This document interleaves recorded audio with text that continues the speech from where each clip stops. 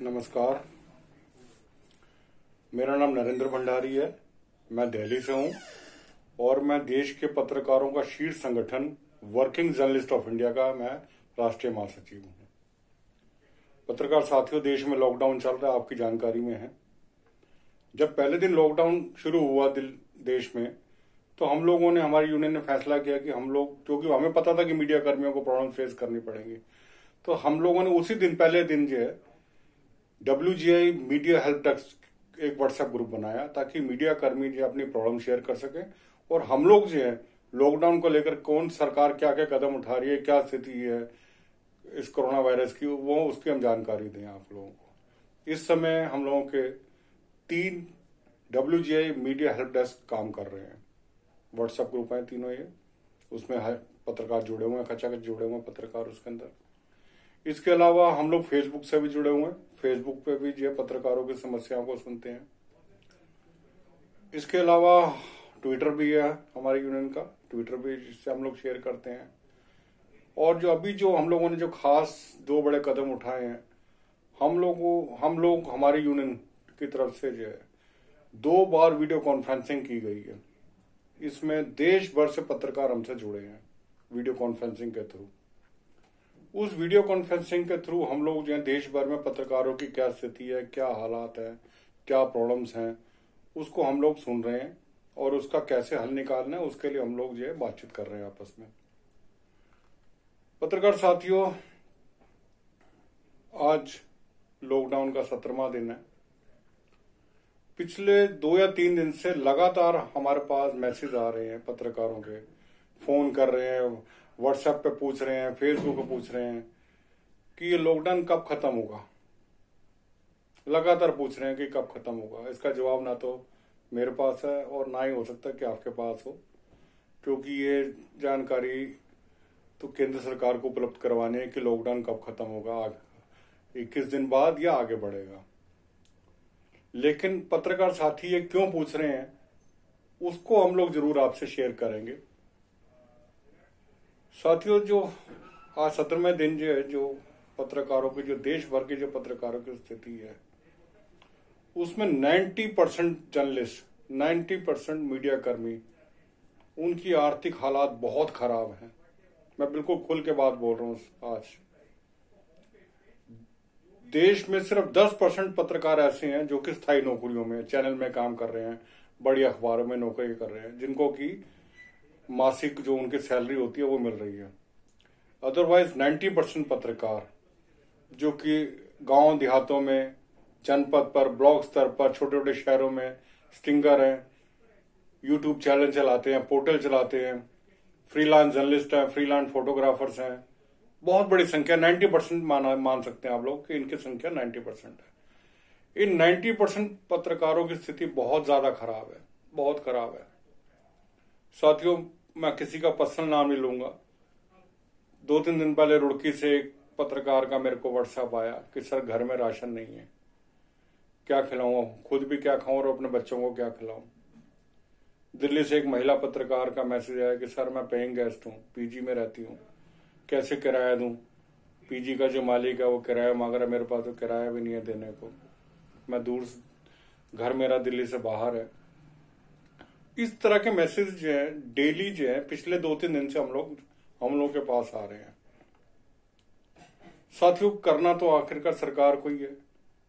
कोई भी ट्रेड, बहुत ट्रेड यूनियन है कंट्री के अंदर, पर कोई भी ट्रेड यूनियन किसी जर्नलिस्ट की बहुत ज्यादा इस तरह से आर्थिक मदद कर सके, मेरी जानकारी में ऐसा नहीं है कि कोई बहुत ज्यादा बड़े लेवल पे किसी की आर्थिक मदद कर सकेगी। दोस्तों, आज 1-2 बातें जो हम लोग लगातार आपस में शेयर करते हैं। हम लोगों की स्थिति क्या है पत्रकारों की? हम असंगठित क्षेत्र से आते हैं।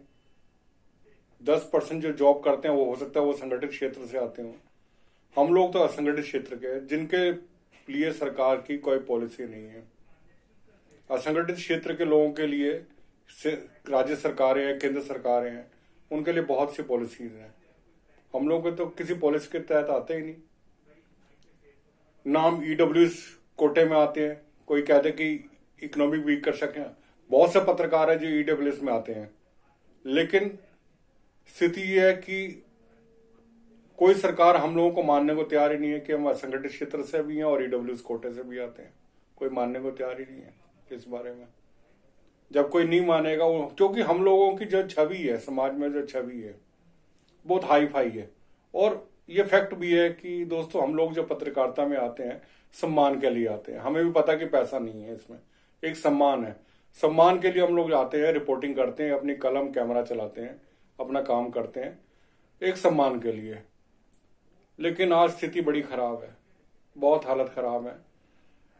90% देश का पत्रकार इस समय आर्थिक संकट झेल रहा है और कोई सरकार, चाहे सेंटर हो चाहे वो राज्य सरकार हो, कोई सुनने को तैयार नहीं है कि पत्रकारों के लिए कोई योजना लाए। पत्रकारों, माननीय प्रधानमंत्री जी ने 3 बार पत्रकारों के लिए अच्छे, मीडिया कर्मियों के लिए अच्छे शब्द बोले कि बहुत अच्छा काम कर रहे हैं कोरोना वायरस के दौरान।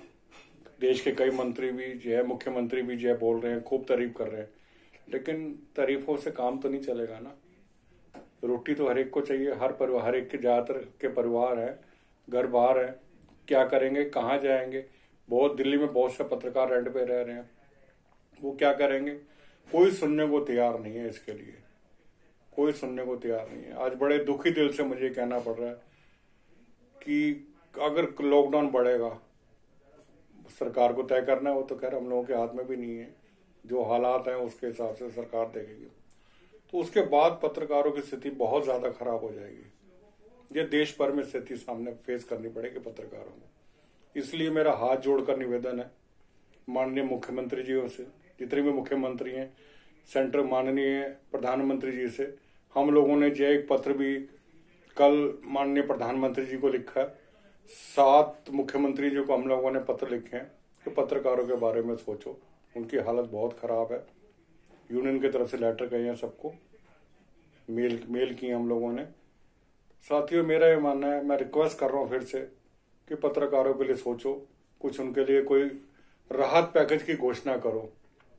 हम 2-3 डिमांड्स, जो हमारी यूनियन की तरफ से 2-3 डिमांड्स गई हैं, जो मेन डिमांड है, एक, जो पत्रकार स्थायी नौकरी में नहीं है उनको मिनिमम एटलीस्ट 3 महीने तक 25-25 हजार रुपया उनके खाते में जाना चाहिए, एटलीस्ट 3 महीने तक। इसके अलावा जो 58 साल आयु पूरा कर चुके हैं पत्रकार और स्थायी नौकरी में नहीं है कहीं पे, उनको मिनिमम 25 हजार रुपये की पेंशन मिलनी चाहिए। किसी भी तरह सरकार इस बारे में कोई फैसला करे। पत्रकारों के लिए जो है, हम लोगों का मानना है कि इस समय जो स्थिति है, सरकार, राज्य सरकारें हैं, वो जरूरतमंद लोगों को जो है राशन बांट रही हैं, कम्युनिटी सेंटर बने हुए हैं या रैन बसेरे हैं, उनको खाना परोसा जा रहा है, खाना दिया जा रहा है निःशुल्क सुबह शाम। अच्छी बात है, देना चाहिए।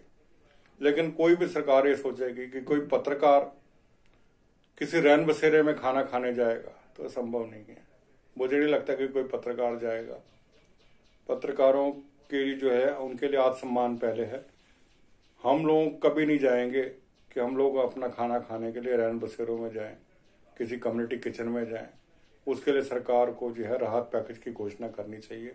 मेरी सरकार से, सेंट्रल गवर्नमेंट से और राज्य सरकारों से मांग है, जो हम लोगों ने जो पत्र कल दिए हैं उस बारे में सरकारें गंभीरता से विचार करें, कोई अहम फैसले लें इसको लेकर।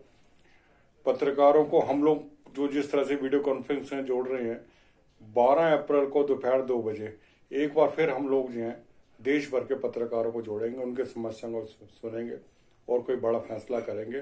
12 अप्रैल को दोपहर 2 बजे जो भी पत्रकार साथी जुड़ना चाहें वो हमसे जुड़ सकते हैं। धन्यवाद।